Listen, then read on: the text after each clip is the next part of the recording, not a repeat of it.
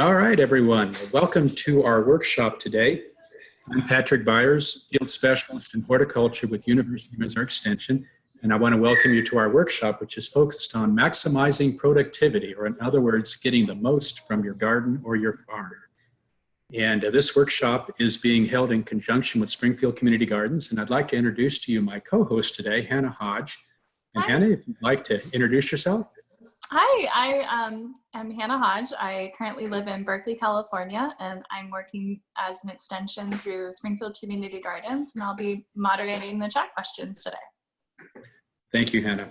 And that brings up the idea of chat. And those of you who have been on Zoom type workshops know that a common way to interact with the presenter is through the chat. And if you look at the bottom of your screen, you'll notice a little white window there that says chat. You just click on that, and that will bring up the chat box, and you can then type in any questions that you might have. And the way we're going to handle questions is through chat. As they occur to you, type them in, and Hannah will let me know when a question comes in, and we'll tackle it as it comes in. So appreciate you working with me on that. Also, we'll go ahead and keep our microphones muted, except for the speaker. And the reason for that is that it definitely makes the meeting more organized. And it's been my experience that if there are mics open, sooner or later something embarrassing is going to happen. And for me, that happened a couple of nights ago at a workshop where my little grandson came running in with a lot of things to tell me. So we'll keep our microphones muted. And it's also been my experience that if we keep our videos off, that helps with any bandwidth issues that might make the presentation choppy or anything like that. So please feel free to turn your videos off. So again, as we go through the material, please enter any questions you might have in the chat, and we will tackle them at that point. Now, to start things off here, I'd like to go ahead and do a quick poll just to get a feel for who my audience is. And so we'll go ahead and drop a poll in here. And again, this is just to let me know a bit about who is with us on the presentation. So you should be seeing the poll, and if you don't mind to click on the button that represents yourself. So whether you're a farmer, whether you're a prospective farmer, whether you're a home gardener, or whether you work like I do for a university or a state agency or a private business that has an interest in specialty crops. So go ahead and type that in if you would, please. Okay, very good, very good. Let's go ahead and end the poll, and we'll take a quick look at who is on with us today. So it looks like we have a number of people who are home gardeners. That's great. Welcome to the presentation. We also have several people who are prospective farmers, and that's great as well. So the comments that I'll make today during the workshop will focus on farming as well as on home gardens. So there'll be plenty of information that applies to, again, to both of the groups that are on with us today. So let me go ahead and close out the poll. Okay. Well, I'm going to go ahead and discontinue my video as well, and we'll bring up the presentation and we'll get started.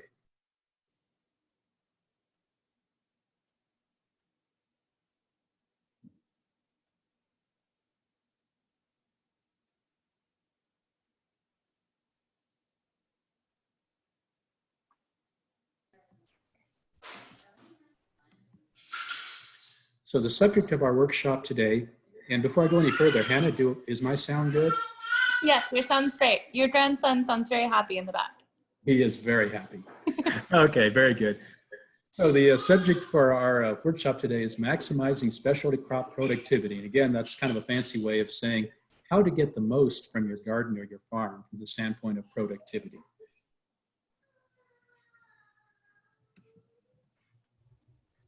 I definitely want to acknowledge my partner in this workshop, Springfield Community Gardens. And Springfield Community Gardens' vision is a community where everyone has access to healthy local food. And the activities of Springfield Community Gardens range across a number of community gardens in the greater Springfield area. And Springfield Community Gardens has also developed a very innovative farmer incubator.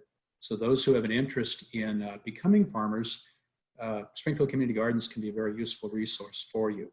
Springfield Community Gardens has received several federal grants through the USDA to support beginning farmers.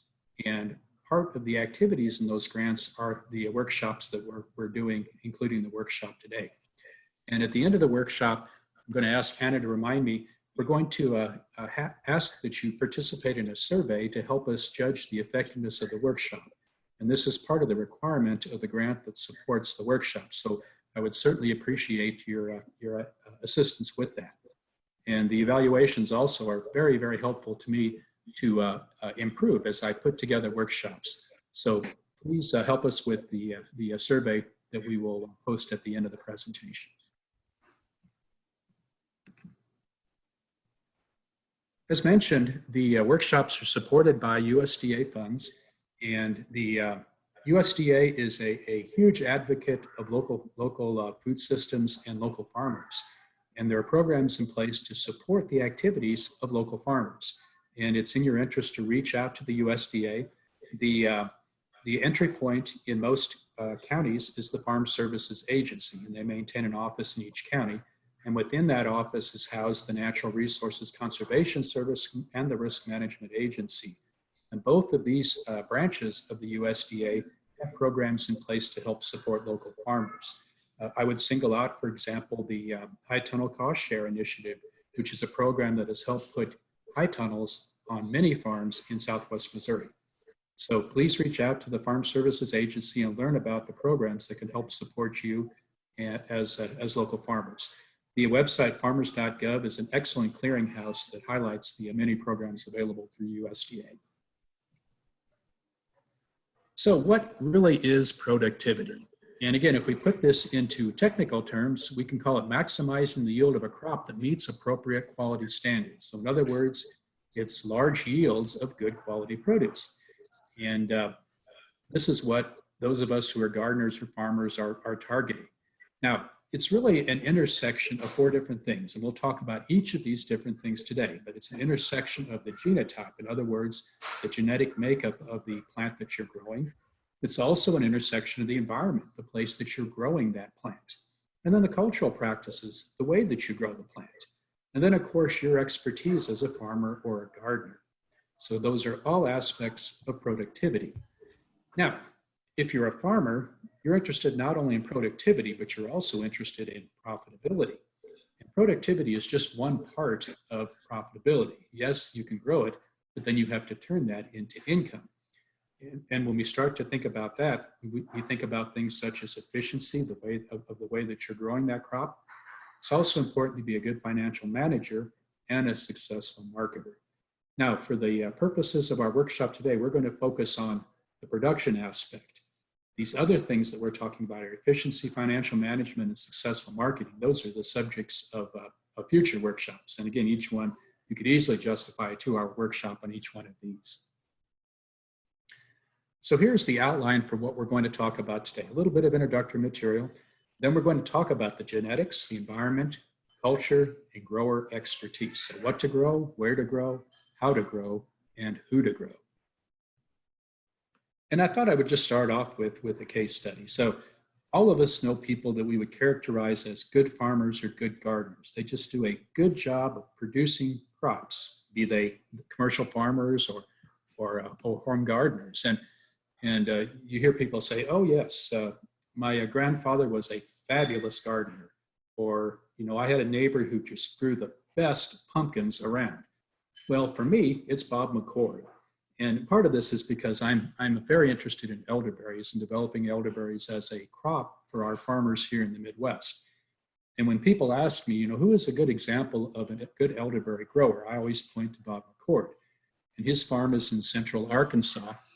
And he consistently has high yields on his plants. He's been growing for a number of years, and he's been able to maintain strong production over those years. He's had to deal with adversity. You know, he's had issues with the weather. He's had issues with pests. But because he has the expertise and the understanding of the crop, he can rise above these challenging years and still have a good crop that has the potential to make him a profit. He's also done a nice job of reaching out to other farmers to help them learn about growing elderberries. And so again, when I think about Bob McCord, it's an intersection of that he's chosen the right types of elderberries to grow on his farm. His farm is a good place to grow elderberries. He is a good grower. He understands the cultural practices that are involved in producing an elderberry crop. and he has the experience and the expertise to help him do well in a good year, but also to do well in a not so good year. And that's really what it all comes down to. And our next 60 to 90 minutes together is going to be talking about how we as home gardeners or as farmers can reach the level of Bob McCord.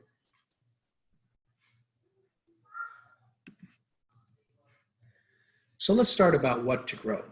Now we have to recognize that every plant has genetic potential. If we look at that bucket of sunflowers there, that's a well-grown crop of cut sunflowers. And it's, again, they're beautiful. But what we're seeing there is a plant that has genetic potential. Okay, now it'll realize that potential if it's grown in the right environment and it's grown well and by a person who has expertise, but it still has that genetic potential. And some crops have different, well, each different cultivar, of course, is a unique combination of genetic characteristics. And we have to recognize that, there are limits to what we can expect from plants based upon their genetics. For example, we have blueberries that have a certain fruit size, and it's not going to get any bigger, okay, based upon what we do as far as growing that blueberry. Now, it can be made smaller from the standpoint of fruit size if we don't do a good job of growing it or if it's in the wrong location. But as far as the ultimate size of the berry on that blueberry, it is determined by genetics. And so we have to recognize that when we make a choice as far as a plant to grow, there is a genetic limit to what we can expect from that plant. Now, again, frequently we will see nursery catalog descriptions that say the potential to be the biggest tomato or the potential to be the sweetest watermelon. Well, there is potential with every plant. And again, that's the genetic potential. In order to realize that, though, we have to think about those other things that we mentioned at the very beginning of our talk together.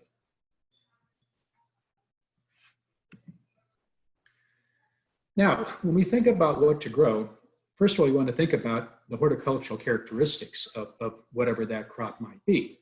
And it could be something such as the length of the stem on that cut sunflower we saw earlier, or the size of the blueberry, the size of the blackberries that we see in this lower picture here, or perhaps the seedlessness of that handful of table grapes that we see there. So those are things to think about. Those are called crop characteristics.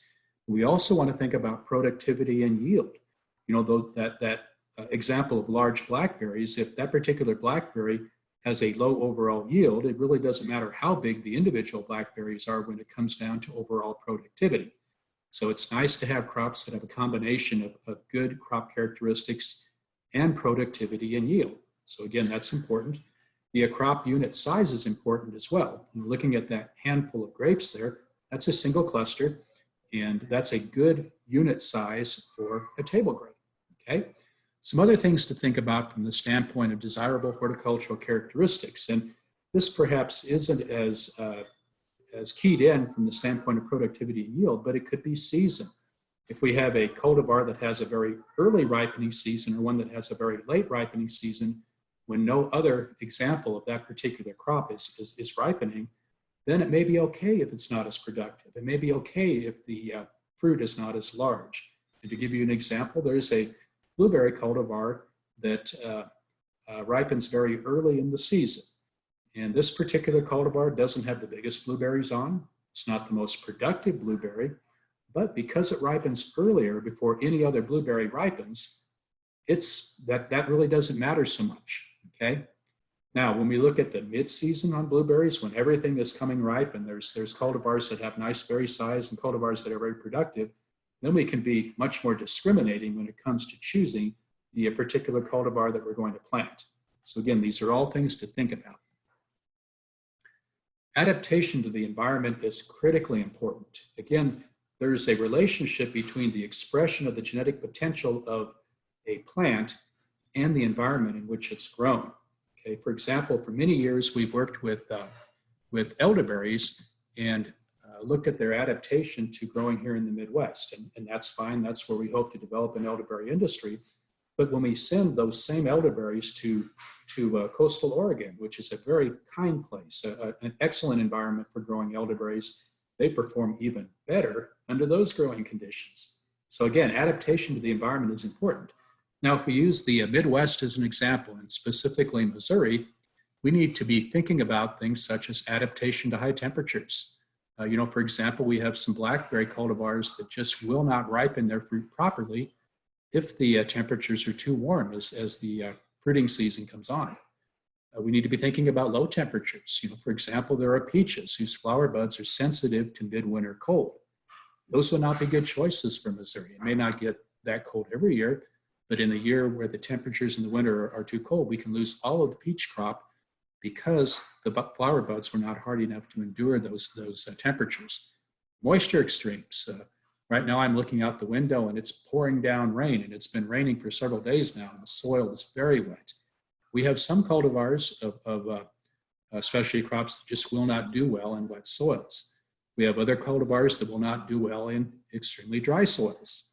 Now, when we're thinking about cultivar choice, certainly we can modify the environment, and we'll talk about that here a little bit later. But it's going to be in our interest to select those cultivars that can tolerate these extremes. Other things to think about: wind, humidity, some of the other conditions that we have here in the growing environment, and select our cultivars accordingly. A very important thing to consider is soil characteristics. And we have, for example, vegetable cultivars that do well in high pH soils, other cultivars that do better in soils that are more acidic. So again, based upon the environment in which we place these vegetables, the soil environment, we will see differences in performance. And then every farm, every garden has what are called microclimate issues. A good example in home gardens would be perhaps there's a shady corner in the garden. And there are some cultivars of vegetables that do better in shaded situations than others which just will not thrive in the shade. Those would be the ones to select for that shady corner of the garden. This is a picture of jujube, which is a fruit that is new to Missouri. We're still learning how to grow it. And one of the things that we're trying to figure out is which cultivars of jujube are going to be adapted to the growing environment here in Missouri. And an important aspect that research can help us understand is the adaptation of different cultivars to the environments.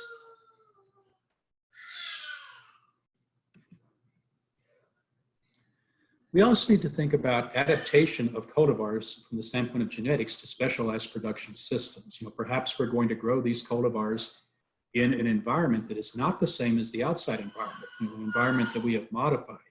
And that's great. Oftentimes we see huge benefits to that, but we need to match the cultivars to that particular environment.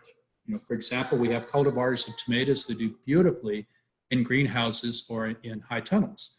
Just will fail in an open field setting. They've been developed for that protected culture. We have cultivars that do well in hydroponic production. We need to keep that in mind. Perhaps if we're growing in a high density setting, we have some cultivars that are less vigorous, but do well when they're planted close to each other, where we can maximize the efficiency of producing that crop. Size control. For example, we have rootstocks for apples that will keep the tree small. And again, these rootstocks are adapted for specialized production systems. Perhaps we're growing crops under specialized trellising or training practices. If that's the case, we have crops that are the cultivars that are suitable for that.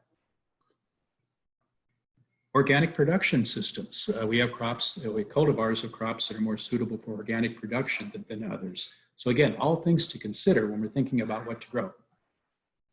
And looking at some examples, here are two farmers. One farmer is a hydroponic lettuce grower. The other grows lettuce in soil beds in high tunnels.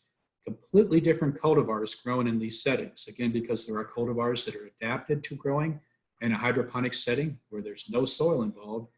And then there are cultivars that are grown in soil beds and do beautifully in that setting. But again, the expression of the genetic potential of those crops is specific to those environments. For example, if we look at hydroponics and try to grow a soil bed type lettuce, it may fail miserably.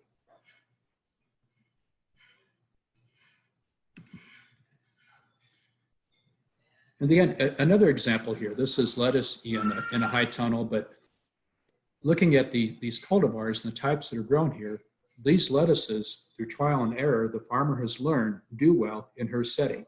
They do well under her environmental conditions in that high tunnel.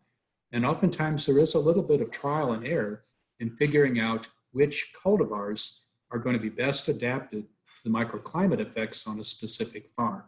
And I'm a strong proponent of what's called on-farm testing, where farmers will maintain an area where they test cultivars, especially newly developed cultivars, to make sure that they are going to perform well in that particular environment. Here we see a specialized growing system for blackberries, and you can see a wall of fruit behind this gentleman.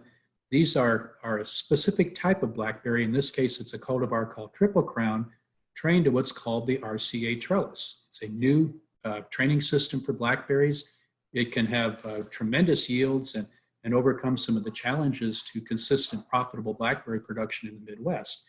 But it does require a specific type of blackberry to perform under this setting, the type of blackberry that has the right growth habit to work with this particular trellis design.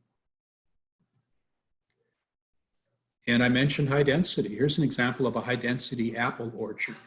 And the only way that we can develop apple trees to work in this setting is by grafting them onto the right root systems. Again, the genetics of the root system makes this individual apple tree work in a situation such as a high density apple orchard. So again, we're looking at the genetics and we're matching that with the environment in which it's growing. Pest resistance is a very important aspect when we're thinking about cultivars and productivity. You know, if we can grow cultivars that have natural genetic resistance to diseases and insects, yes, it'll make managing those pests and other problems much easier, but it also leads to more consistent crops that are higher quality and oftentimes in larger quantity.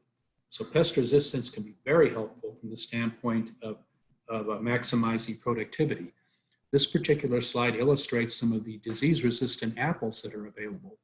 And these apples have resistance to diseases like fire blight and apple scab, which have strong potential to limit the productivity of those apple trees. We should also talk about, when we talk about what to grow, when we talk about the genetics, you know, can we as farmers develop super plants? You know, can we take the genetics and manipulate them in such a way that we can maximize their performance? And a good example is grafting. And I touched on the benefits of grafting apples on dwarfing rootstocks earlier. This particular picture shows a grafted tomato. And you can see where the parts come together and the little plastic clip is holding the scion and the rootstock together. In this case, this is a rootstock that is adapted to growing in soils that have soil-borne diseases. And the scion, or the top of this grafted tomato, is an heirloom tomato. And farmers and home gardeners as well have learned that if you plant an ungrafted heirloom tomato in disease-infested soil, that will severely limit the productivity of that plant. You'll see much less in the way of yield among the heirloom cultivars. But if you graft this heirloom cultivar onto this desirable rootstock, you can now generate a plant which will have 2 or even 3 times the yield of an ungrafted plant growing in the same environment, okay? So again, we've been able to improve productivity by the way that we've manipulated these plants.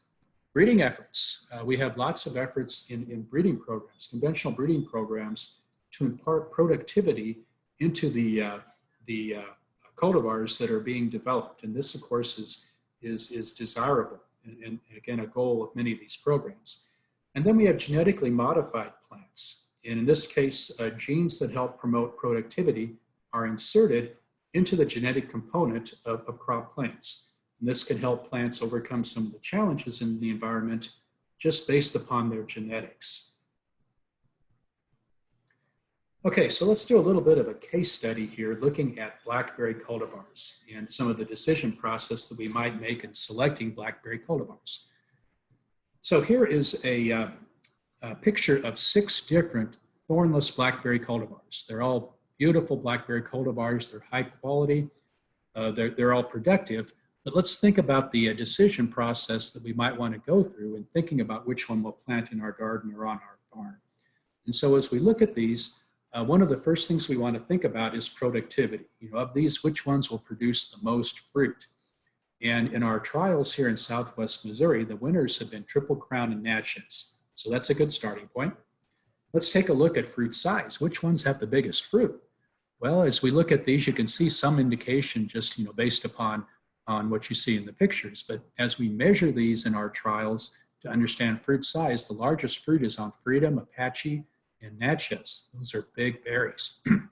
Another consideration, ripening season, and especially from the standpoint of farmers who are growing blackberries for commercial sales, early season blackberries bring a high price. And if we look at these in order of ripening, the earliest one is Natchez, and then following soon after Natchez are Traveler and Osage. So again, that would be a plus as well. What about flavor? Are we interested in the flavor of blackberries? Well, of course we are. And again, especially if you're a farmer growing these for sales, you want to grow flavorful blackberries. And we've done taste test trials to understand preferences for these cultivars, and hands down, the one that always wins is Osage. It is an absolutely delicious blackberry. But in reality, all of these are pretty good tasting, but there are differences in flavor among these, okay? So again, we're looking at sort of the genetic component and how genes affect the things that we're interested in from the standpoint of these blackberries. So looking at what farmers have adopted of these, Natchez is being widely planted. Again, it's a large berry.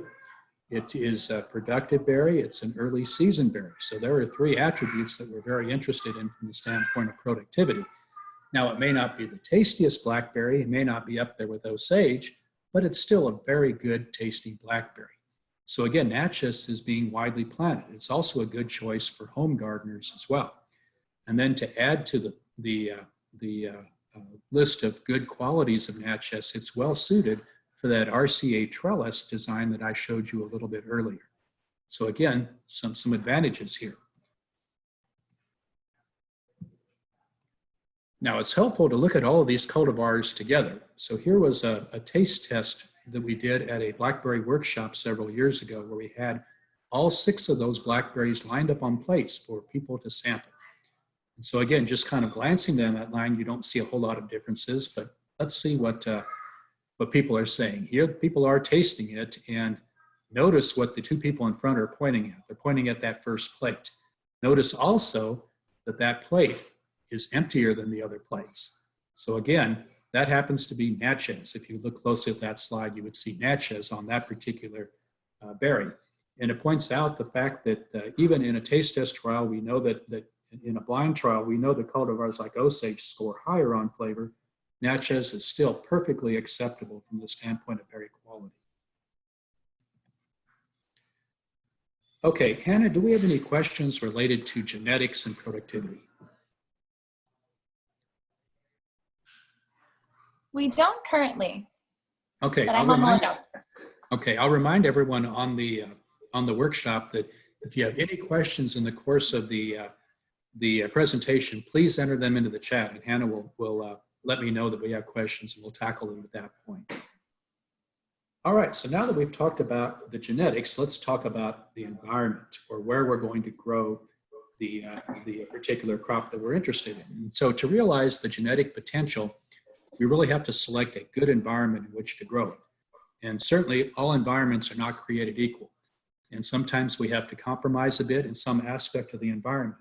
But we really need to take into consideration where we want to grow these crops to see the genetic potential of these crops. Again, as I said before, productivity is an intersection of several different things, and that certainly includes the environment in which we grow the crop. So basically, what do plants need to grow? Well, they need sunlight, they need air, they need water, they need nutrients, and they need the proper temperature. And when we think about a good environment in which to grow, these are the things we should be considering. Now, what do plants need to grow really well? Well, they need the right environment. They need the right intersection of sunlight, air, water, nutrients, and proper temperature. And when we're growing plants in the open garden or on the open farm, again, oftentimes we have to make compromises with one or more of these plant growth requirements. Oftentimes we're looking at protected culture, and in fact, we have an entire workshop on protected culture coming up on May 30th, where we as gardeners and farmers can modify the environment to make it more suitable for plants. But even in that setting, we need to be thinking about these characteristics, do what we can to optimize these, and selecting the right place to grow is a huge step in optimizing these. Patrick, we have a question from Christopher Smith. Yes. If you have good online resources to recommend to people for researching cultivars, I would like to hear about them. And whatever you answer, I will tap in the chat so that people can access them. I actually do, Christopher, and I have some of these listed at the end of the presentation. But I will say, certainly there are excellent online resources, but you really need to be critical when you're looking at these resources to make sure that the information applies to where you are, to your realities, to the environment in which you're growing these plants. You know, for example, there are fabulous resources out there from Cornell University and from the University of California.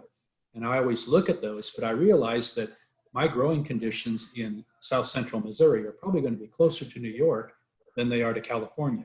So I might lean a bit more heavily on New York. And then if I can find resources that were generated here in Missouri, that's even better. And I always encourage people to reach out to their local horticulture field specialist for information. One of the things that we in Extension can do for you is to customize the information so that it is applicable to your realities. You know, when someone contacts me and says, oh, I'm interested in growing blackberries, I can say, well, let's sit down. I have the results of the blackberry research projects that are underway in Mount Vernon, which is 30 miles from Springfield. This is going to be directly applicable to your farm. Let's talk about what they learned in those trials. So again, yes, there are fabulous online resources, but there's really no substitute for something that is locally relevant for you. Do we have any other questions, Hannah? No, that's all currently. Very good. That was an excellent point. Thanks for bringing that up. Okay, so let's talk about where to grow. Let's talk about site selection. And frequently, I will work as an extension specialist. I will work with farmers who are thinking about growing a crop. And one of the most valuable interactions that we have is a visit to their site, just to look at what they're thinking, you know, where they're thinking about growing. And so some of the characteristics that are important from the standpoint of site selection, first of all, elevation, and particularly with perennial fruit crops that bloom in the spring, make sure that you select a site that is less prone to spring frosts, and those tend to be elevated sites. Sunlight exposure is very important, and this is just more or less a fact of production that most specialty crops will do best in full sun. And when you're thinking about full sun, you want to think about when you're growing the crop as well. And let's say, for example, that you're evaluating a site from the standpoint of sun exposure in the middle of the summer. Well, your sunlight patterns will be different in the spring and the fall than they are in July and August. So take that into consideration as well. Air movement is very important, and good production sites have good air movement. This results in fewer issues related to diseases and insects. The availability of water. It's a fact of life that we will need to water. We will need to irrigate specialty crops in Missouri and in the Midwest. So to make sure that the site that you select has the availability of water. And in fact, drought is one of the limiting aspects of productivity in the Midwest. Make sure that the site has good soil characteristics. Certainly we can modify soil characteristics, but from the standpoint of productivity, starting with the soil that is suitable for specialty crop production is a huge advantage. And then think about the previous uses of the site. There can be limiting factors at a site that can limit productivity. And I'll show you a picture here in just a moment. An excellent way to evaluate a site before planting is through the soil test. And the soil test gives you information that you can hold in your hand and base decisions on. And the information that is developed in the course of a soil test is your soil pH, your soil fertility levels, and your soil organic matter content. You also receive some information on the physical characteristics of your soil. And all of this information is just so important from the standpoint of ultimate crop productivity. And you can't assess these things accurately by just looking at a soil or even by holding the soil in your hand. You need to have the assistance of the analytical procedures that take place at the soil lab. Information that also is important from the standpoint of a soil and evaluating soil is water drainage. And you can get a feel for this by looking at the soil, the way it lays. You can look at the internal soil characteristics as well. Another thing to look at is overall soil health. And we'll talk more about this when we get into managing crops. But a healthy soil is a productive soil. The two go hand in hand, okay? Anything that impairs soil health is going to affect the productivity of that soil. And there are ways that you can assess soil health through various procedures, but soil health is just so important, so important. We'll talk more about that here in a moment. And then the previous uses of the site will impact soil characteristics as well. Is it a soil that was compacted because of the movement of equipment or animals? Is it a soil that might have soil-borne diseases or insects because of what grew there previously? Or is it a soil that's in great condition, that's ready for cropping? Let's spend just a moment looking at a soil test report. And this is actually a report for a blackberry planting that I was involved in at a research farm. And we were interested in growing blackberries. The soil test was collected, submitted to the University of Missoula Soil Testing Lab, and then the results came back. And in this particular format, the center part of the test gives us direct information on the amounts of nutrients in the soil pH, and the soil organic matter content. So if we look at this particular soil, it has a soil pH of 6.4, which is suitable for blackberries. It has an organic matter content of 3.9. Blackberries really do best with an organic matter content closer to 5. So we can see from this report that it's going to be advantageous for us to supplement the naturally occurring organic matter. And then looking at the nutrient contents, phosphorus, potassium, calcium, and magnesium, we notice that all of those are listed as high or very high. In the case of calcium, it's listed as medium. But the bottom line is that all of these nutrients are present in adequate quantities for blackberry production. Then if we look down below, we'll notice that we were interested in also doing a tomato trial. We decided not to do tomatoes at this particular site because the soil was well suited for brambles, for blackberries. If we had decided to grow tomatoes, we would need to supplement the phosphorus level at that site because it's not high enough to support a tomato crop. So again, lots of valuable information from the soil test report. And then directly below that are the actual recommendations from the standpoint of managing that soil. Now, some crops, blueberries are a good case in point. The soil may not be acidic enough. And if that's the case, the soil test report will have recommendations to make the soil more acidic, usually through the application of sulfur. Other crops, the soil may be too acid, and we need to raise soil pH. And if that's the case, there'll be a recommendation on the soil test report to add lime. But again, without the soil test report, you don't have the data in hand to make an informed decision about the suitability of that site for the crop that you're interested in growing. Previous uses of the site. So this picture is from my farm. And you'll notice that we have an open field, and then we have a fairly rough field that has some small trees on, and also has lots of wild blackberries growing. You can see them reaching through the woven wire fence there. Well, in this case, we were considering growing blackberries. And obviously, the open field is going to be an easier site to prepare. But the fact that we have blackberries present in a place that's adjacent to the field where we're going to grow the cultivated blackberries is definitely a red flag. Those wild blackberries very easily could be a reservoir of diseases and insects that could then spread over to the cultivated blackberries and again have a serious effect on productivity on that new planting. So looking at this particular site, it would be in our interest to remove those wild blackberries as we begin to prepare the planting site on the clear side of the fence. And then from the standpoint of protected environments can be very helpful in maximizing productivity in climates such as the Midwest. A good case in point, raspberries. So raspberries are a crop that are very much in demand in our local markets in Missouri, but time and again, research trials and growers' experience has demonstrated that it's very difficult to show a profit on field-grown raspberries under our environmental conditions. We're just not a good environment in which to grow raspberries.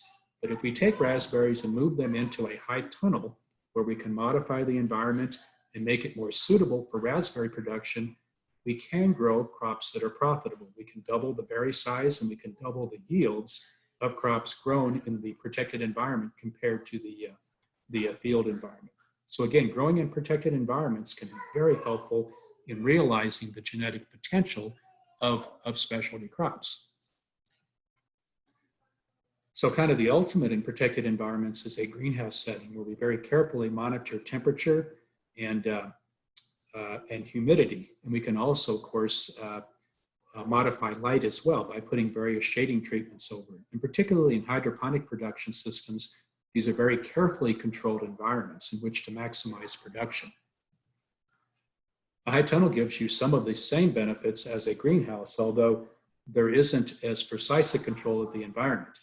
But frequently crops such as tomatoes, as peppers, as cucumbers, and cut flowers are grown to advantage in the protected environment of a high tunnel.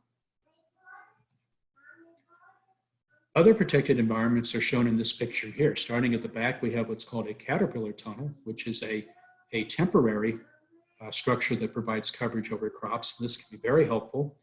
Moving closer to the front of the picture, we see low tunnels with supports and row cover placed over the low tunnels. And then at the very front, this is a row cover laid directly on top of the crop. Each of these provides varying degrees of modification of the environment. Each of these allows us to maximize productivity on the crops grown under these structures. Okay, now from the standpoint of a case study, let's take just a quick look at Byers Orchard. This is actually my farm, and we're looking at this from a Google Earth view. And you'll notice the field that we're interested in is the field in the very center. You can actually see some faint lines there. I previously grew peaches on my farm, and the reason that this field was selected for peaches, well, several reasons. First of all, it's an elevated site, and having an elevated site means that I was exposed to fewer frost risk situations. And of course, a frost can seriously impact productivity in a peach orchard. You'll notice in the center, there's a high tunnel there as well. And high ground is helpful from the standpoint of high tunnel management because it oftentimes leads to better air movement around and through the tunnel when the sidewalls are open. And this is very helpful in managing temperature and humidity inside the high tunnel. This site also has an excellent soil for production. I'm not going to go into the details in assessing the site from that standpoint, but there is an online resource called the Web Soil Survey, which allows you to pinpoint your site and learn more about the soils that are present at that site. If you're interested in that, please reach out and we can talk about using that particular tool. This site also is close to a water source, and that's very helpful because crops in high tunnels have to be watered. In fact, the high tunnel excludes most natural precipitation. And so again, the crops have to be watered from a water source. So again, this turned out to be an excellent site from the standpoint of peach production and also from the standpoint of production in a high tunnel. I'm now transitioning the field from peaches into elderberries, and I'm confident that I will see the same positive benefits of growing elderberries at this particular site as I did peaches. Okay, so now we're going to turn our attention to the third thing to consider from the standpoint of productivity. Previous to this, we've talked about the genetics of the crops. We've talked about the environment in which you would be growing these crops, and now we're going to talk about cultural practices and how you can take the potential of genetics in a given environment and maximize productivity by the way you grow plants. The first thing to think about is planning. This is my friend Curtis Millsap, who is an excellent farmer, but one of the reasons that he is successful, one of the ways that he has maximized productive potential of his farm, and it's a small farm, is by having a plan in place. And he is probably one of the most obsessive people I have worked with from the standpoint of planning. He's illustrating part of his spreadsheet program where he maps out where each crop is going to be grown over the course of the year. He has his successions and his rotations all planned out. He knows the quantity of transplants that he has to grow. He knows the planting dates that he has to meet, all with the goal of maximizing production. So if you're going to be good at this, be you a home gardener or a farmer, you have to be good at planning. And again, I mentioned home gardeners. part of the fun of home gardening, of course, is thinking about what you're going to do. And you can be just as compulsive about planning as Curtis is and have a great time doing it. I usually spend several hours each spring planning my gardening for the coming year. And I really enjoy that exercise. So don't be afraid to spend some time on planning. Site preparation is critically important, okay? Again, you can have the right genetics, you can have a good site, but if you don't properly prepare the site, there are going to be issues with productivity from that point on. This is especially true with perennial crops such as fruits and perennial vegetables. So we want to think about preparing that site to make it suitable for what we want to grow. First of all, the removal of obstacles. Again, thinking back to that picture I showed you of where I want to grow blackberries, all those wild blackberries, that's an obstacle, right? All of the trees that are growing there, if I wanted to grow on that side of the fence, would be obstacles. So we need to be thinking about removing those obstacles. We talked about the importance of soil testing. We want to be testing the soil. We want to be understanding what needs to be done to make that soil productive. We want to build the soil health at that particular site. So if we can spend some time preparing that site before we plant the crops, it's going to pay huge dividends in productivity. So again, understanding the soil and building soil health through the additions of organic matter, through cover cropping, through other modifications can make those soils consistently productive both in the short term and in the long term. We also need to be thinking about site modifications. For example, installing an irrigation system is going to be very helpful. We can also modify the soil at the site to build ridges or berms or raised beds, which can be helpful from the standpoint of productivity as well. An important thing that is sometimes neglected is weed control. And especially perennial weeds that might be present at a site need to be managed before anything is planted there. And I really can't emphasize this enough, especially with perennial crops. You want to think about eliminating some of the troublesome weeds like Bermuda grass and poison ivy and wild blackberries. These are weeds that are difficult to control once we have our crop plants in place. So they should be managed before we even prepare the site. And then if we're going to put up protective structures, it's much easier to put them up before we plant. It can be a challenge to install a protective structure over a crop that's already in place. It can be done, yes, but particularly with perennial crops, it's a better practice to install the structure and then plant the crop. So here's an example of preparing a site. I am not a big fan of tillage, but there are settings where tillage is part of preparing the site.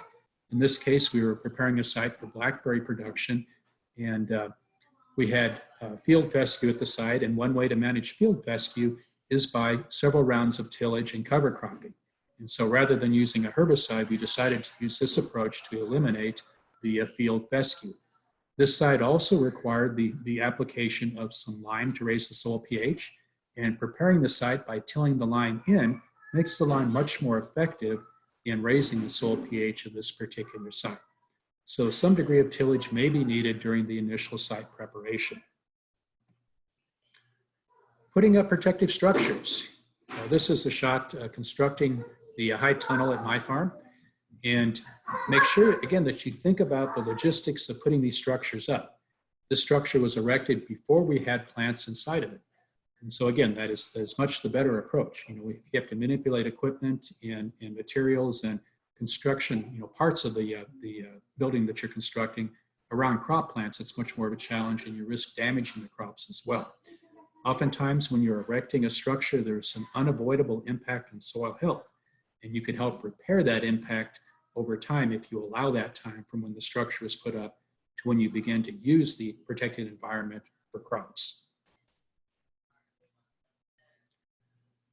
Here's an example of a new blueberry planting going in where the farmer developed raised ridges or berms. Blueberries are extremely sensitive to wet soils, and creating raised berms like we see here in advance of planting can be very helpful in promoting long-term productivity in that field. So again, it's recommended that you plant blueberries and perhaps even other fruits such as grapes, raspberries, blackberries, and strawberries on raised beds to help improve soil drainage. Raised beds are also frequently used in vegetable production as well. Another shot of the blackberry field. You can see the raised beds. Something that's not apparent in this shot as the grower is planting, you'll notice the ATV that has the large barrels. Those barrels contain moist peat moss. And as the plants are planted, a gallon of moist peat moss is mixed into the soil that is placed back around the roots of the blueberry plant. Again, this site modification will have long-term benefits in promoting productivity in those blueberry plants. And again, another example of a site that has been developed for a crop. This is one of our blackberry research projects, and you'll notice that the plants are on a raised ridge. There's a drip irrigation line, so the planting was installed in an area where we had water available. And then there's a weed barrier fabric in place, which we'll talk about here in a moment from the standpoint of weed management to help take care of weed issues around these plants. Okay, so once the site has been selected and the site has been prepared and a plan is in place, now we need to think about planting and establishment. And it's critically important that you use quality seeds and transplants. It's very difficult to correct mistakes at this point, especially with perennial crops. So make sure that you spend the money necessary, you source out quality seeds and transplants. Make sure you plant at the proper spacing and make sure you plant at the proper time. These are all critically important aspects of productivity. And again, thinking back to our plan, the plan will help us understand when these things need to be done. For example, the plan can tell us when we need to plant the seed to grow tomato transplants. Typically, it's going to be about 6 weeks before those plants are then transplanted into the field, the high tunnel, or the greenhouse. But if we don't plant those seeds at the right time, we won't have the transplants ready at the right time. Okay, let's take a look at a quick video here. And this is a video related to a type of technology called paper pot transplant production. And my friend Curtis Millsap has developed paper pot transplant production on his farm. And I shot some video at a workshop that we had recently. And it's a little bit amateur as far as the quality, but I think the message gets across about how important it is, again, to develop a plan and to develop practices that help you implement the plan and promote productivity.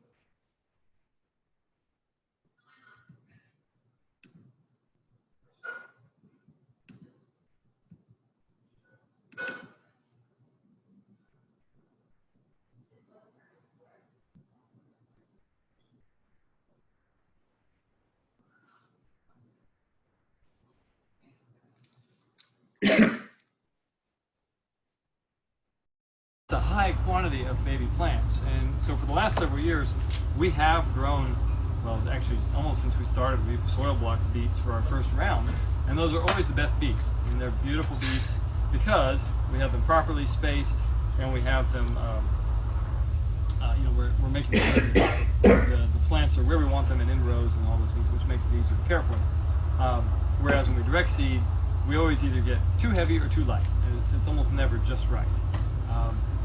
The other thing that causes that, which the paper pot doesn't necessarily fix, is that beets, each beet, and it works pretty well. We've also played around with Vermont compost, which comes from Vermont. It's a little awkward. It's not very handy at all. And honestly, our results haven't been that much better. And we actually usually with the OM1 from Berger, we mix it 50-50 with sifted City of Springfield compost. They make a really nice compost. It's really nice texture, and so we found that to be a really good match and get really good growth out of those. So obviously these are small cells, so you gotta have a pretty good media or you're gonna have problems because they're gonna run out of nutrients pretty quick. When we do lettuce, especially in the spring, when we may end up holding it a little longer than we'd like to, we will fertigate with some fish emulsion or some Nature's Source, which is a seed meal nitrogen source. Okay. All right, so this is a dibble. All right, probably the fanciest dibble you'll ever see. A dibble is any tool that is used to poke a hole in soil. So there you go. Wait, can't you use it? Do some dibbles poke holes in other things? All dibbles are soil dibbles. This dibble in particular. So obviously, pretty specialized. Again, you know, it's part of a system. So what happens here, now that we press down and I was making sure to line up everything with the cells, and now I've got a perfect little hole in each cell, right? So we've kind of been trying to find our replacement ever since then, and we haven't really yet found it, but so we're still playing around a little bit. So, it's very satisfying. So this is called a drop seeder. Okay, now that I've shuffled everything around, there's 2 or 3 seeds in each hole. Now I could use a smaller one and I could get them to singulate. In spinach, I don't really need to do that. Spinach has a fairly low germination rate, especially in the summer. So it's likely that we'll just get 1 plant to 2 plants in each cell. That's not a problem. But if I wanted to, I could use a smaller one, and that would singulate. So I shake it out across there, and then I bring it back. So all my extra seeds are just residing over there. And now there's 2 sets of holes in this. There's the holes on the bottom, which are slightly bigger, quite a bit bigger, and then the holes on the top that are just the right size for the seeds. And so now I'm going to line up the bottom holes with the dibble holes. All right. And I'm just going to shift this top plate, scoots over like that. And there we go. Germinating them until they're reasonable sized plants. And if they aren't, they'll die pretty quickly on you. Which is interesting because if they stay too wet, much after that they'll start damping off. So it's always a fingers. Yeah, that's right. I also have mosquitoes. All right.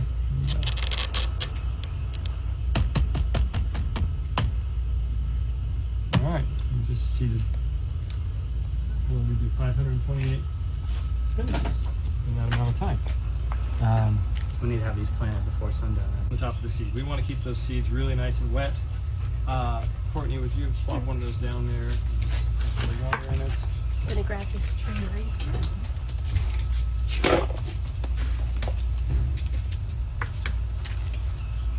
Yep.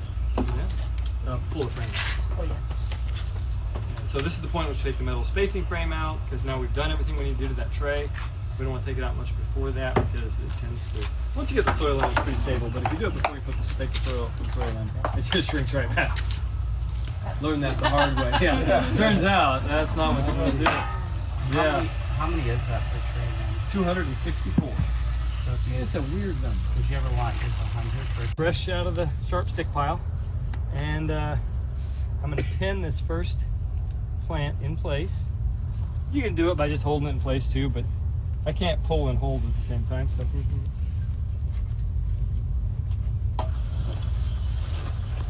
Oops, a little deep, so I'm going to adjust a bit.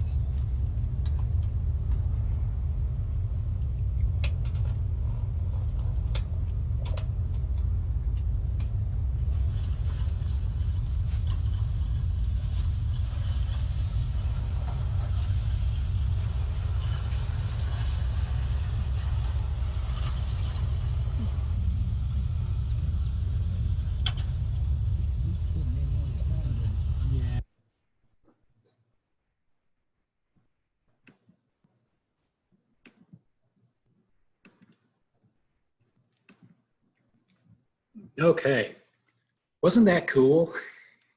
I just really enjoy low-tech technology that addresses the things that the realities that we face on the farm. And when we were looking at that paper pot technology, a couple of things to point out. First of all, of course, it improves the farmer's efficiency tremendously without spending a lot on technology. I mean, you could get the same effects by having expensive tractor-driven equipment, but particularly on small-scale farms, and especially in protected environments where you don't have a lot of room to manipulate large equipment, low-tech approaches such as paper pot seedling management are very applicable. The other thing to notice is that that technology spaces the plants out at a uniform spacing. So it allows the farmer to very easily get a complete stand of plants in a bed.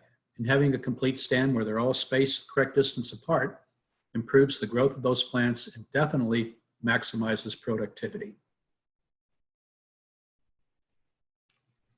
Now, again, just to reinforce the importance of quality in seed and transplants, Good quality seed, if you look at the upper picture there, somewhere on that seed will have a germination test and will also have a plant by date. And in this particular package of seed was purchased for the 2019 season. You notice that it was germination tested on 3/19 and it had 92% germination, which is pretty good for carrots. If you're purchasing transplants, if we look at the upper right picture, those are tomato transplants. Very important to source good quality transplants. And the better plant among those two is actually the shorter, more stocky plant.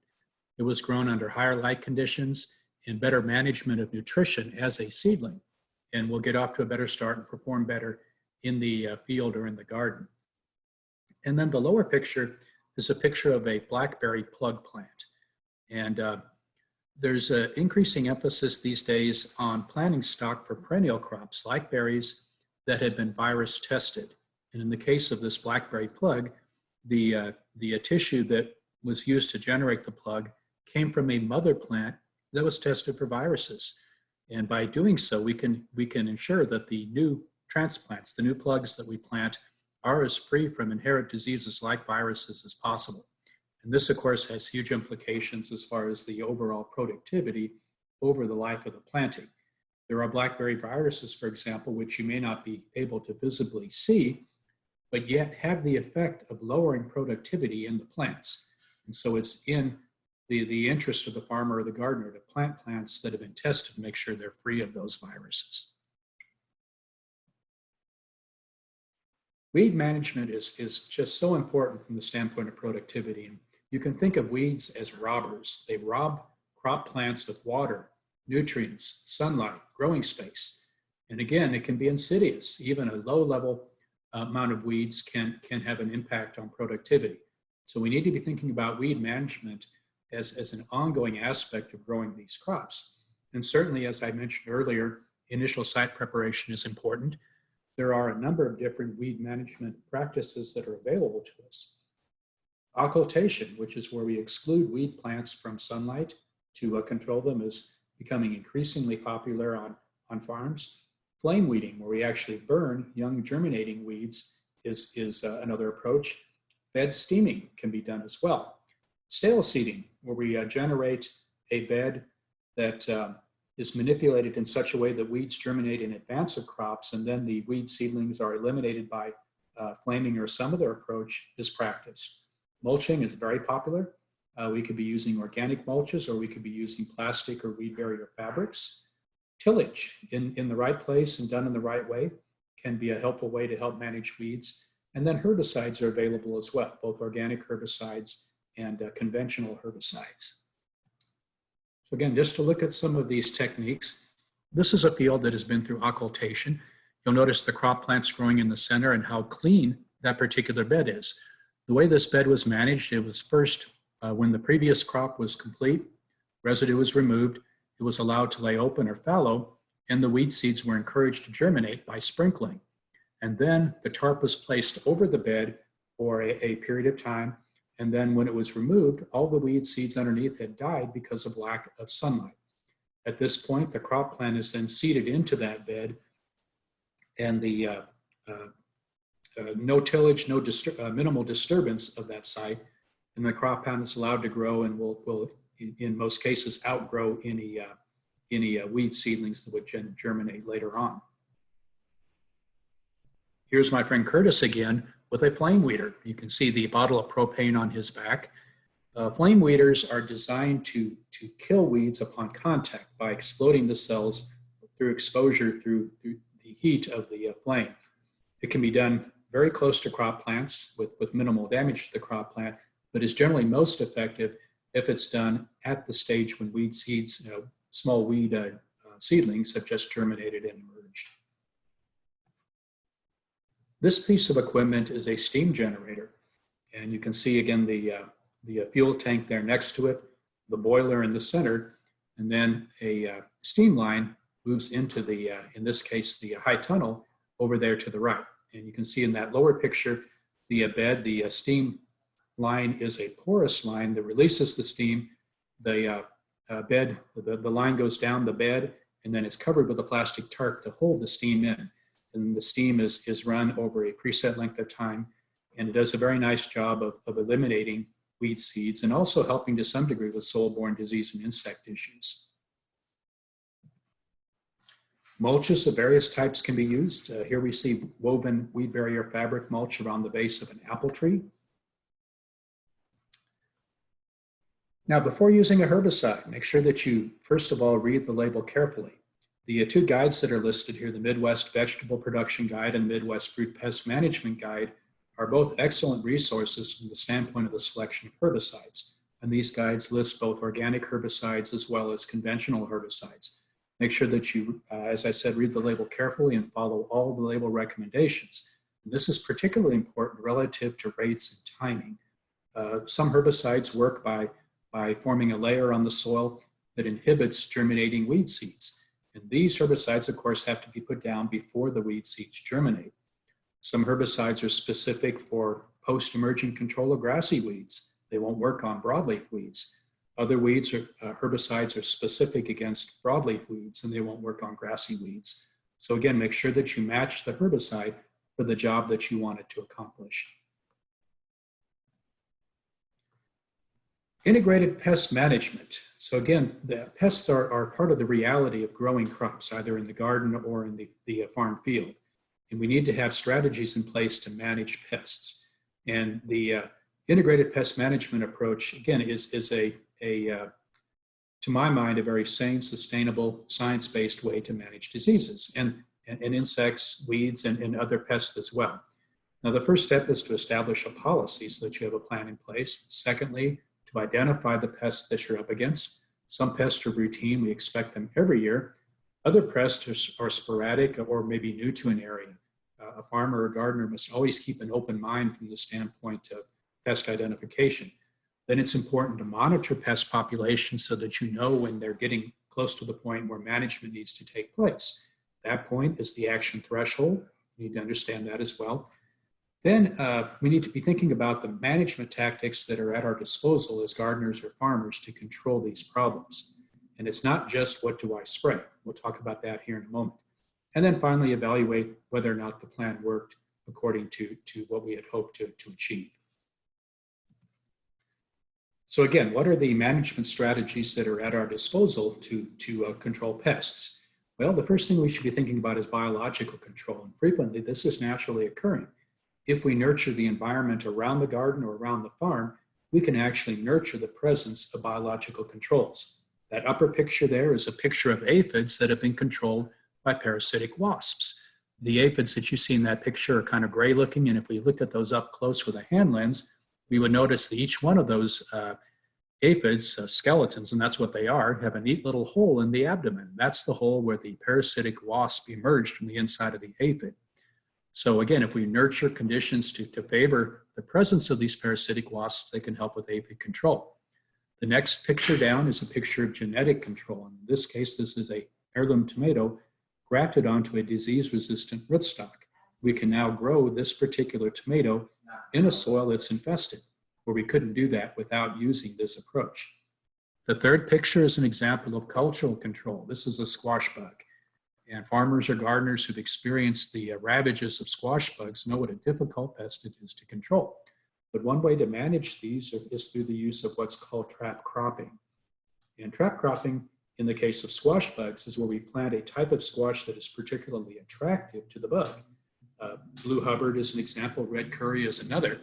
And we plant these trap squashes on the perimeter of the field where we're growing our crop squash, the zucchini or whatever else it might be. The trap squash release substances that draw the squash bugs to them. And then we can intercept the squash bugs at the trap crops and eliminate them. The next picture over as we move to the left is an example of mechanical control. This is actually insect netting, and it's designed to exclude spotted wing Drosophila from a berry crop. And you can see with the fingers behind it, it's a fairly fine netting, has a fairly fine mesh, because spotted wing Drosophila is a tiny, tiny fruit fly that can fly through most any mesh except for the finest mesh. And then finally, chemical control. As I mentioned earlier, if you're thinking about the use of herbicides to manage weeds, or if you're thinking about the use of insecticides for insect control, or fungicides to help get a hand on disease issues, Make sure that you follow labels carefully. Make sure that you use the right material at the right time at the right rate so that you see the desired effect. And let's watch another video. And this is actually a video that I used for our integrated pest management workshop. So if you were present for that workshop, you'll get a chance to see it again. But it does a good job of talking about the multi-pronged approach to managing problems in an apple orchard. So let's take a quick look at that.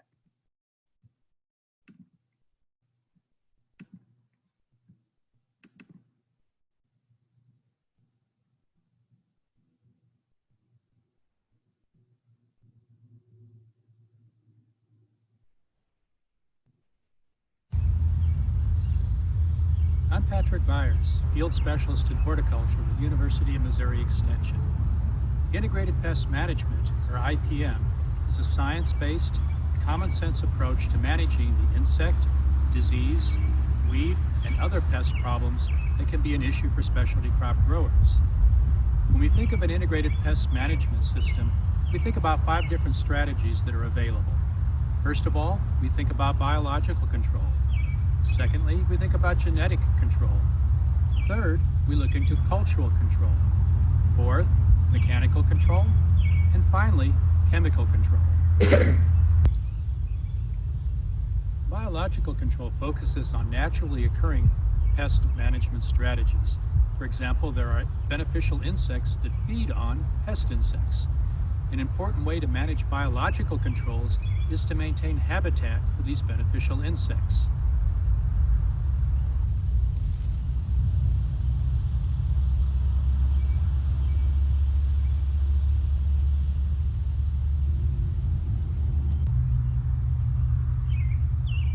Genetic control focuses on the plant.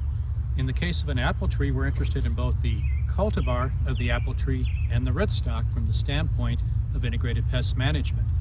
This particular apple cultivar is Enterprise. And Enterprise has genetic resistance to the diseases fire blight, cedar apple rust, and apple scab. This makes managing those diseases much more straightforward. And in the case of this tree, the rootstock is Emlus 7. Which is a size-controlling rootstock that is quite tolerant of fire blight, again resulting in a tree where it's much easier to manage the disease fire blight.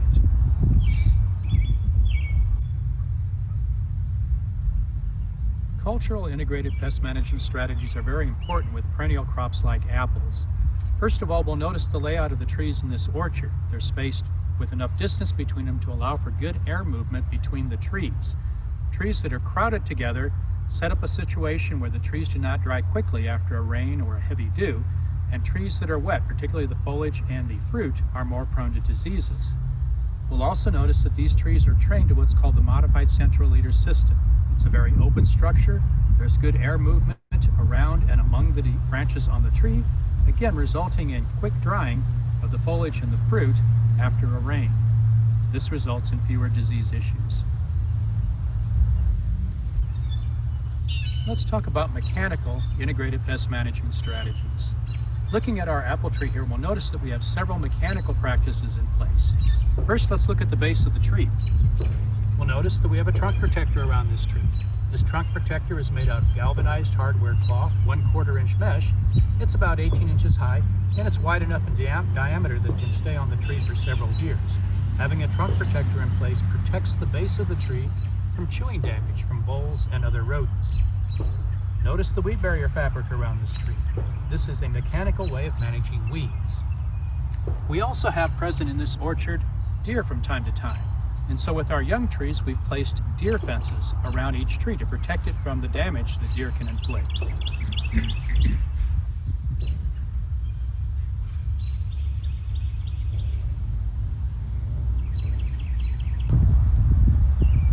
The fifth management strategy that we'll discuss is chemical management. Frequently, chemical controls are in place in addition to the other strategies that are used to manage pests in an integrated pest management plan. When we talk about chemical management, this is a very deliberate process. This is not a haphazard decision. The decision to use a chemical should be based upon, first of all, a knowledge of the pests that we intend to control, and also an understanding of the spray itself. What is the best time to apply it? How should it be applied? And at what rate should it be applied? There are different approaches from the standpoint of chemical control. Some growers choose to use very few sprays. Others use only organic certified sprays, and finally others use both organic and conventional sprays. To review, an integrated pest management strategy looks at all of the options that are available. The options might include biological control, genetic control, cultural control, mechanical control, or chemical control. An effective plan looks at all of these options and puts together a strategy that works in a particular setting.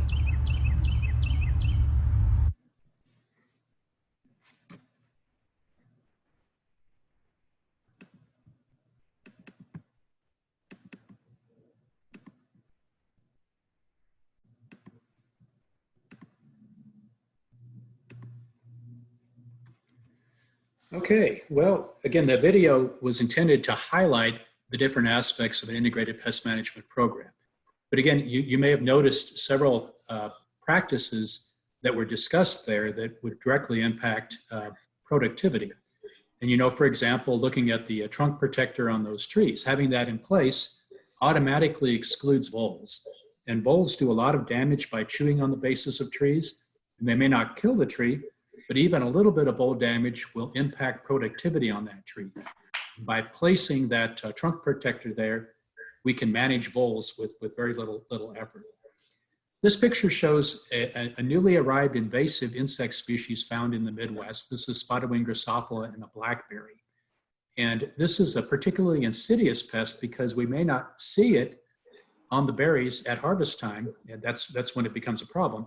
But as we harvest those berries, they will be soft, they will be damaged, and we're likely to have less in the way of harvest because of this particular pest.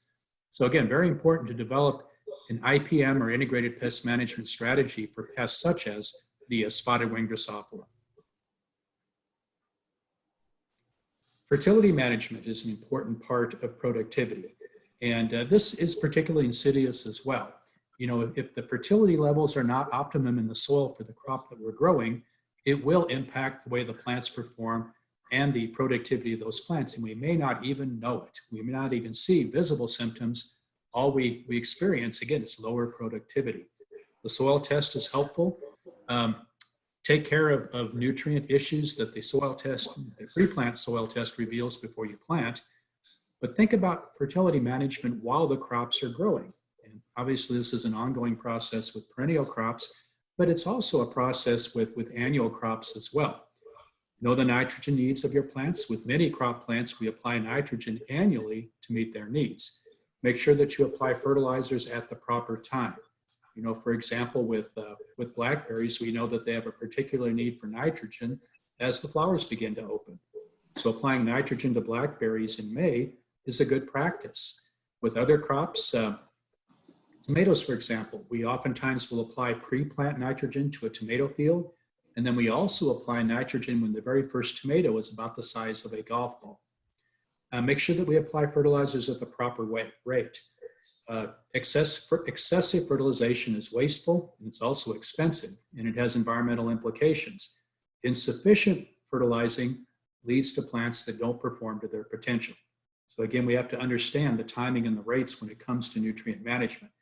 And then a very useful tool for monitoring how well we're doing with fertility management is what's called plant tissue sampling.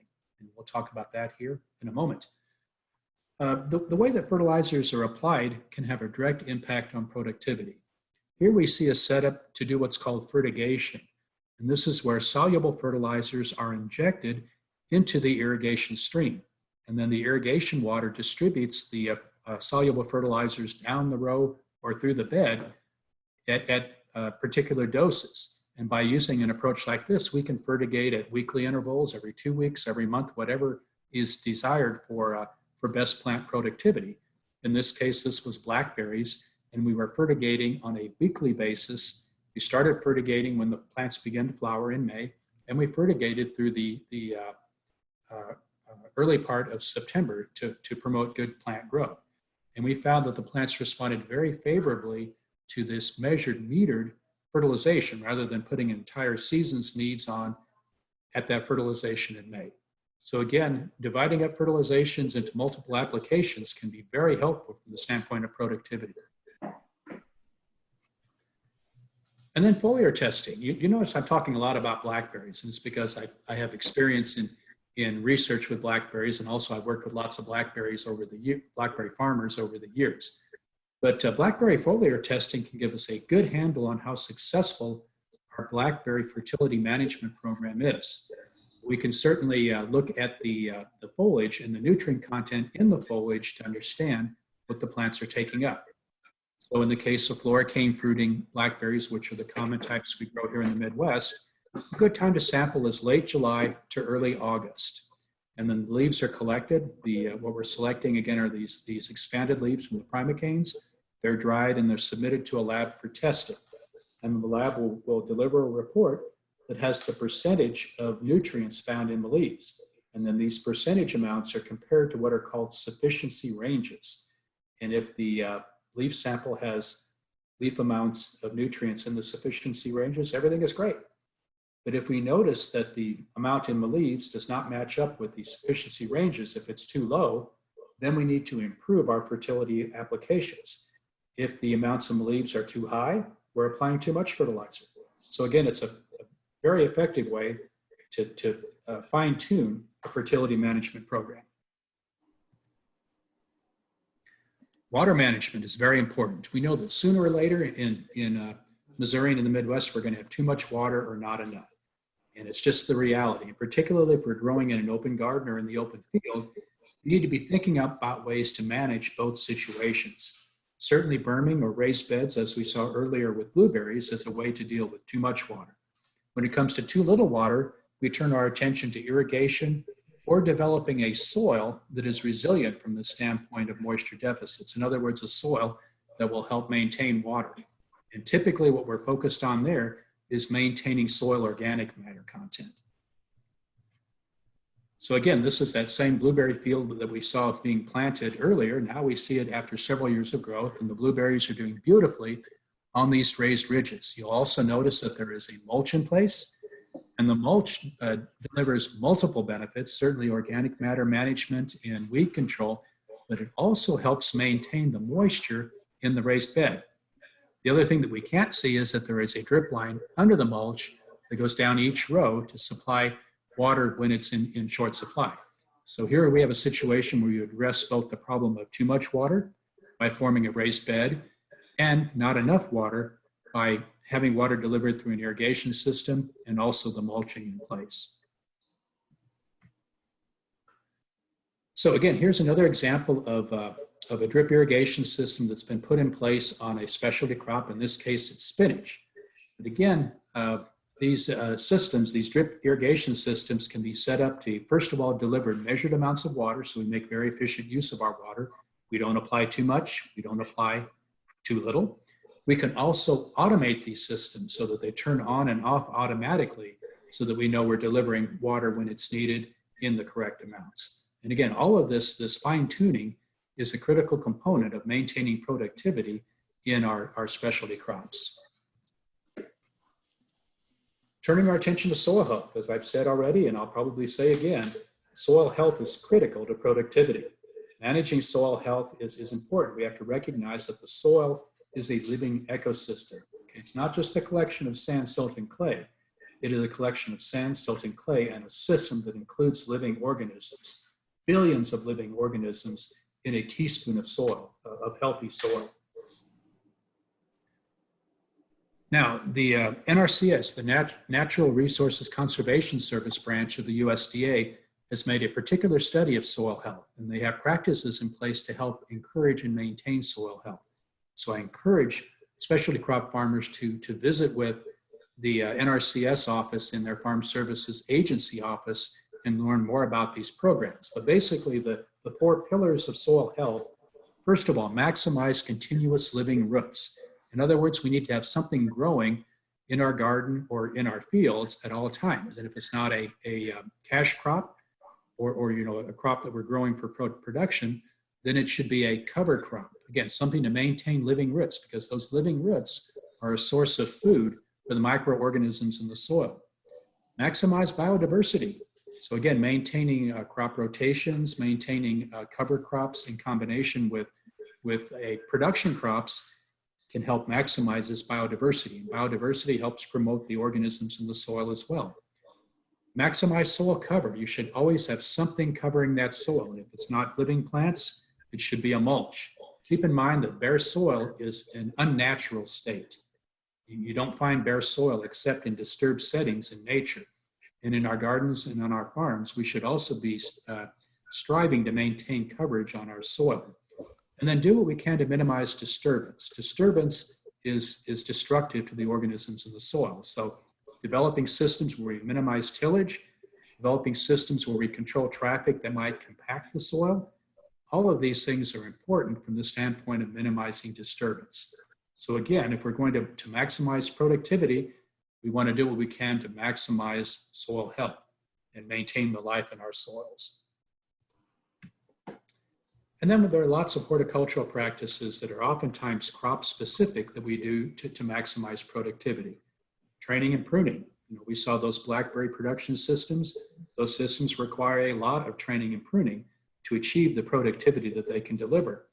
Pinching. Oftentimes by changing the way plants grow by pinching or pruning, we can positively influence productivity. Fruit or shoot thinning. Removing excess fruit, thinning out shoots can improve productivity. Bagging, by where we maintain the quality and the growth of fruits in particular, can be helpful. Oftentimes, these horticultural practices have to be done in a very time-sensitive manner. In other words, they have to be done when they have to be done. For example, if you're thinning peaches, you have about 2 weeks in which to get the job done. If you thin later than that, you won't see the benefit. Okay? Peaches are always thin when the fruit is about the size of a penny to a quarter in diameter. And that's typically going to be the first few weeks in May. So if you don't get it done then you won't see the benefit. Again, back to our blackberries grown on specialized RCA trellis. Here's what the potential is, but here's the reality. You have to be out there several times a week leading up to when you're picking those berries to make sure that you're managing that particular trellis in such a way. What we see in this picture is we're tying down the primocanes so that we can develop the laterals that will produce the abundant crop that we saw in the earlier picture. And then we can do everything right, but if we don't do a good job of harvesting and handling the crop after harvest, we can lose what we've worked so hard to generate. So we want to harvest when they're at the proper stage of ripeness, and harvest at the proper plant stage, harvest at the proper time during the day. For example, if you're picking blackberries, I keep coming back to blackberries, but if you're picking blackberries, you should be harvesting in the morning before 10 o'clock. At that stage, the berries are full of water, they're turgid, they're at their peak of quality. If you harvest mid-afternoon, you'll lose about 15% of volume just because the berries aren't full of water at that point. So harvesting at the proper time is important. Make sure you have good harvest practices, that you handle these crops carefully. Make sure that you also store them properly once they're harvested to help maintain quality and yield. And again, just to look at some pictures here, these are sweet potatoes. And sweet potatoes are a fabulous crop, both on the farm or in the garden here, but they have to be harvested at the right time. You let them grow as long as possible into the fall, but they must be harvested before the weather turns cold. And in fact, a single frost on a sweet potato crop can adversely affect the keeping quality of these sweet potatoes. So again, very important to harvest these at the right time. Back to our sunflowers. These must be harvested at the right time and handled very carefully. You'll notice the centers of these sunflowers are not fully expanded. By harvesting at this stage, you ensure that you have at least a week's useful life on these as cut flowers. And then as soon as these stems are cut, they're placed in a container of water so that the stems don't dry out, and the water contains floral preservative that's taken up into the stems to help maintain quality over a longer period of time. So again, it's very important how you handle crops at harvest and post-harvest to maintain quality and the production that you work so hard to achieve. Here's an example of CoolBot technology. This is a cold storage room that was developed very inexpensively. All it takes is a room that is insulated and that you have a window air conditioning unit and then CoolBot controls to help you bypass the controls in the air conditioning unit.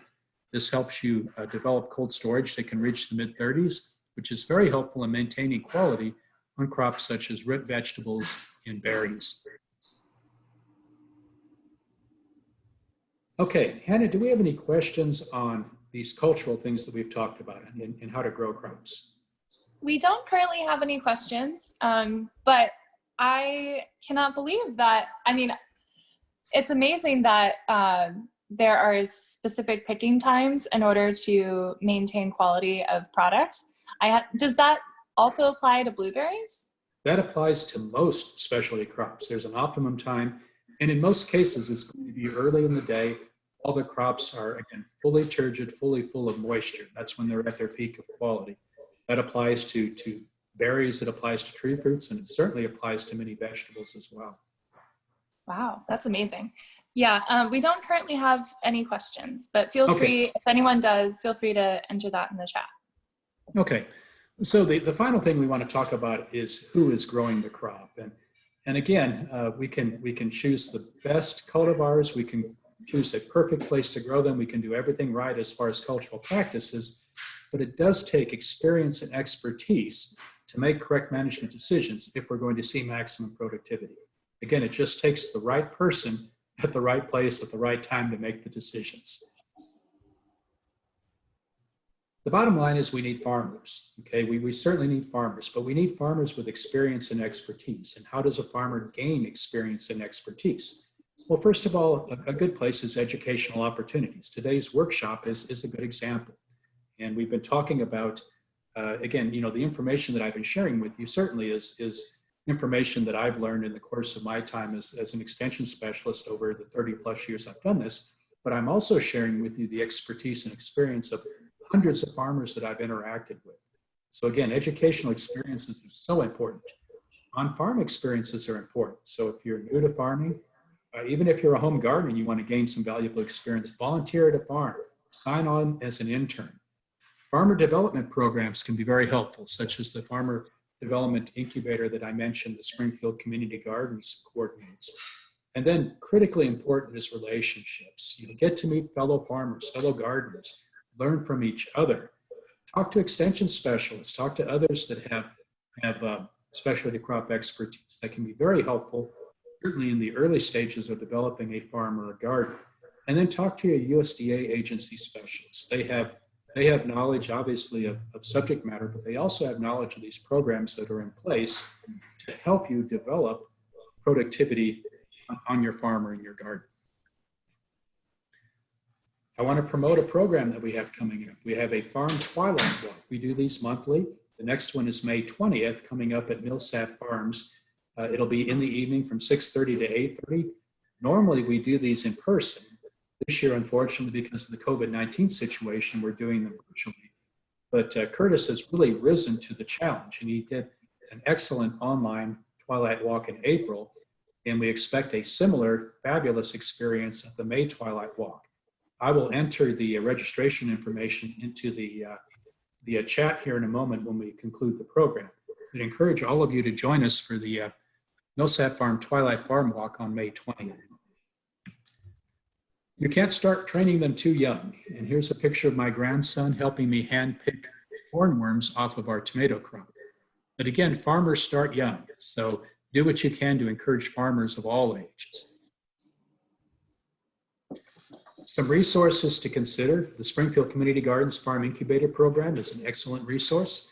And Springfield Community Gardens is also archiving the online workshops that we are doing. So those are available for viewing as well. I mentioned the resources available from the Farm Services Agency and particularly from NRCS, so check out those resources as well. University of Missouri Extension has a wealth of resources available at the MU Extension website. As far as people of assistance, this map shows the different county responsibilities of horticulture field specialists spread across the state of Missouri. And regardless of where you're located, there is a field specialist who serves your county. So check out who that person is, reach out to them.